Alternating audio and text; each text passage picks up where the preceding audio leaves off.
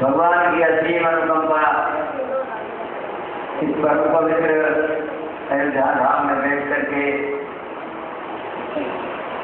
भगवत चर्चा का एक सुंदर प्रयोग सप्ताह श्रीमद् भागवत के रूप में चल रहा है।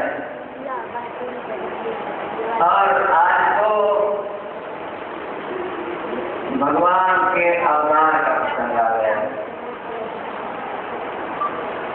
दरअसल ये जो 7 दिन है, इन 7 दिनों के अनुष्ठान से ही राजा परीक्षित का उद्धार हो गया था।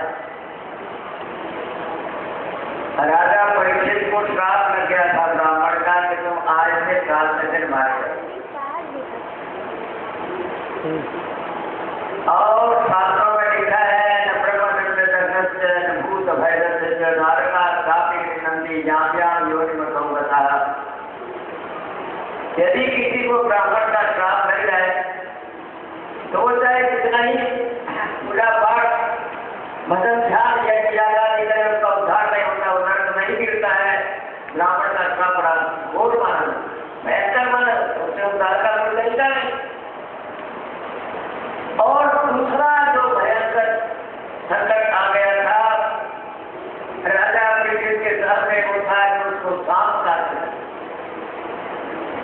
और किसी का भले ही उद्धार हो जाए, लेकिन सांप के काटे हुए का भी उद्धार नहीं होता। वो अवश्य जो है नरकगामी ही होता है, ऐसा शास्त्रों का उल्लेख।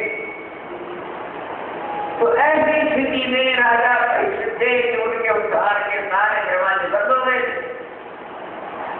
और ऐसे में ही उनको दवाई चाहिए थी। ऐसा कोई उपाय कहेगा जिससे जो है उसका सारा संकट दूर हो जाए। ब्राह्मण के श्राप का और सांप के डसने का भय निवृत्त हो जाए और वो अपने मानव जीवन को समर्पणा करके भगवान के चरणों में लीन हो जाए। तो इसी उपाय के लिए ही श्रीमद् भागवत का आयोजन हुआ है। कहा ऐसे नहीं तुम्हारा उद्धार हो, तुम्हारा मन जब तक भगवतमय न हो जाए। आप कहें 1 करोड़ अर्थ चाहे जितना भी धन खर्चा करके यज्ञ आदि करें, लेकिन आपका अभिमान बढ़ता चला। भाई हम तो बहुत बड़े यज्ञ करने वाले, बहुत अनुष्ठान करने वाले, तो किया तो आपने पुण्य कर्म देकर भगवान से तो आप दूर हट गए। ऐसे ही तपस्या की घनघोर दुर्वासा के समान अभी आप नाना प्रकार की कथाएं सुन रहे थे। दुर्वासा जी की तपस्या की बड़ी भारी चर्चा है। दुर्वासा जी के कारण से जो है नाना कथानकों का रामचर्चा का और श्री कृष्ण चर्चा का कई प्रकार का उल्लेख मिलता है। दुर्वासा जी महात्मा करते थे, लेकिन उनको भी जो है तपस्या से अभिमान हो जाने के कारण जो भगवान तपस्या को हो गई, जैसे आप कहते तो लोग नहीं बहुत ज्यादा, लेकिन वो पैसे आपके सुख का कारण न बन करके दुख का कारण बन जाए। उसी पैसे के लेकर के गाना बजा दिया, राम वेश करा और नाना प्रकार का संकट अगर उपस्थित हो जाए तो पैसा आपकी संपत्ति में विपत्ति बन जाए। तो सारे साधन होते हुए भी यदि मनुष्य भगवान से दूर हट गए तो उसका कल्याण उतना नहीं हो सकता। पुण्यों का फल तो मिलेगा। आप किसी को पानी पिलाते हैं, भोजन कराते हैं, वस्त्र देते हैं, सेवा करते हैं, दीन दुखियों की सहायता करते हैं, तो आपको उसका पुण्य तो मिलेगा।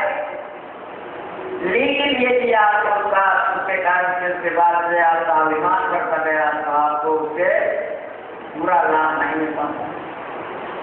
भगवान को हृदय में बिठा रहने का ही सबसे बड़ा लाभ होता है। और ये श्रीमद् भागवत है, ये भगवान को हृदय में बिठाने का तरीका। आज आप लोग भगवान की घटना सुन रहे हो। वसुदेव देवकी के घर भगवान अवतार रह रहे हैं।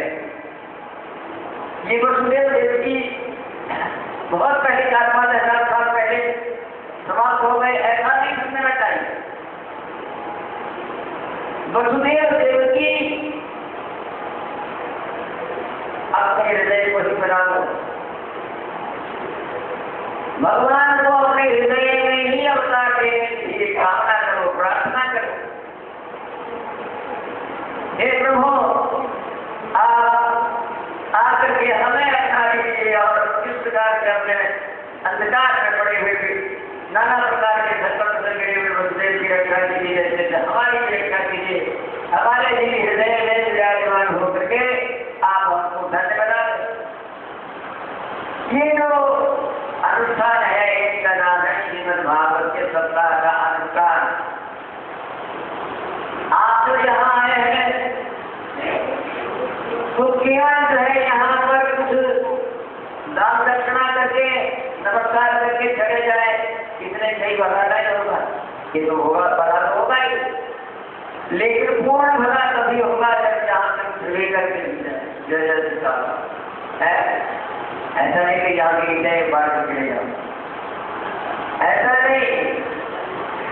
यहाँ पर जो भगवत भाव है, जो विशेष चर्चा है, भगवत संबंधी चर्चा हो रही है, उस चर्चा को आप अपना घर मान करके यहाँ से ले जाए।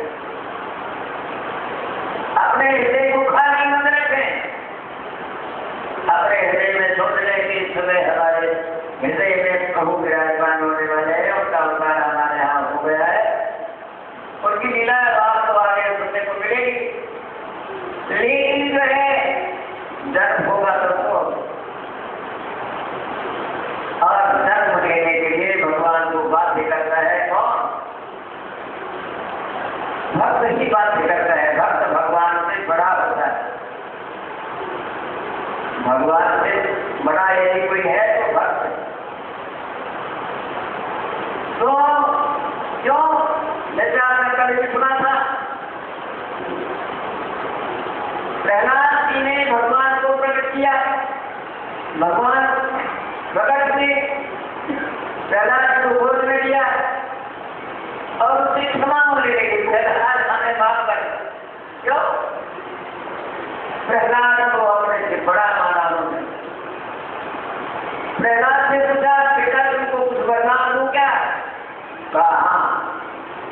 क्या वरदान चाहते हो? हमारा वरदान यही चाहते हैं कि हमारे पिताजी हिरण्यकशिपु जो इसमें आप बुरा भला कहते कहते न मेरे साथ पेश करते करते मुझे मारते पीटते अब इस समय सो गए हैं बिल्कुल। तो आपसे पेश करने वाला, भक्तों से पेश करने वाला ये मेरे पिता अब तो दर्द में पड़ेंगे निश्चित। मैं चाहता हूँ कि आप इनको भी अपनी शरण में लीजिए, इनको भी अपना लीजिए, इनको अपना करके और अपना बना ले। मेरी यही प्रार्थना है। भगवान ने और कभी झिलगा दिया प्रहलाद को, बेटा तुम सचमुच धन्य हो, तुम सचमुच भक्त हो। अरे भला करने वाले को तो सब कोई हाथ जोड़ता है, पर तुमको तुम्हारे साथ इतना ज्यादा इसने आचरण किया, लेकिन ऐसे पिता का भी तुम सबसे पहले उद्धार चाहते हो और इसी की कामना के लिए मेरे सामने प्रार्थना करते हो। तो तुम जो है आज भक्तों में विशेष हो गए और मैं तो ये कहूँगा कि तुमने मुझे भी मोड़ लेंगे।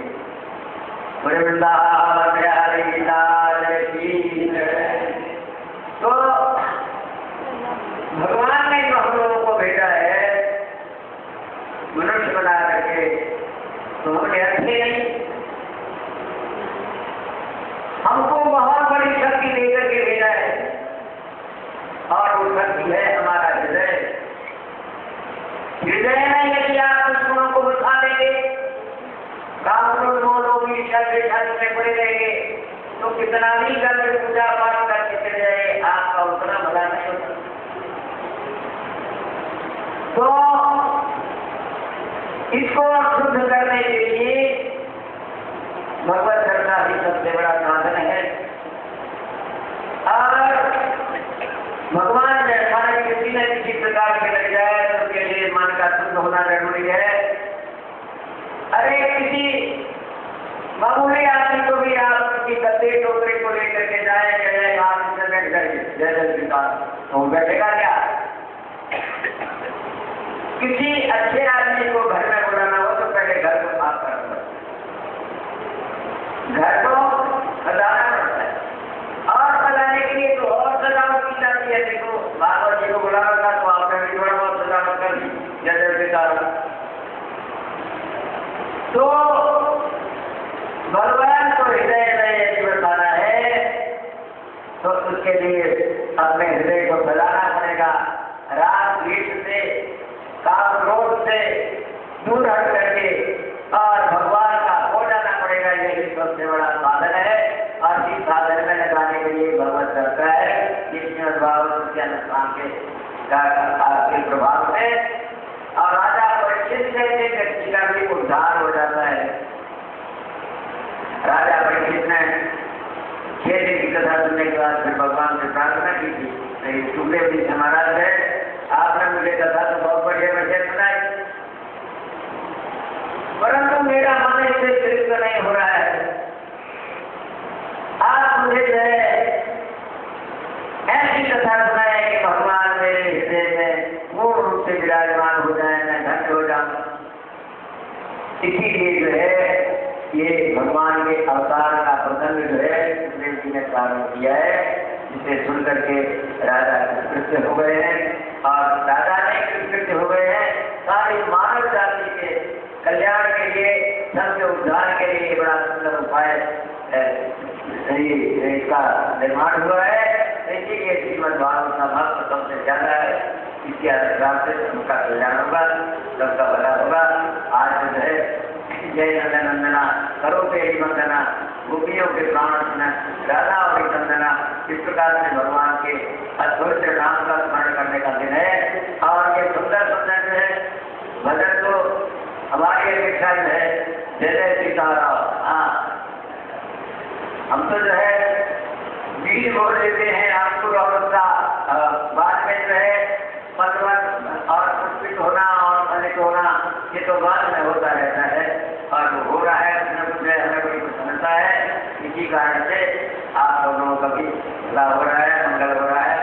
बोले श्याम रामचंद्र भगवान की वृंदावन बिहारी लाल की जय। नंद नंदना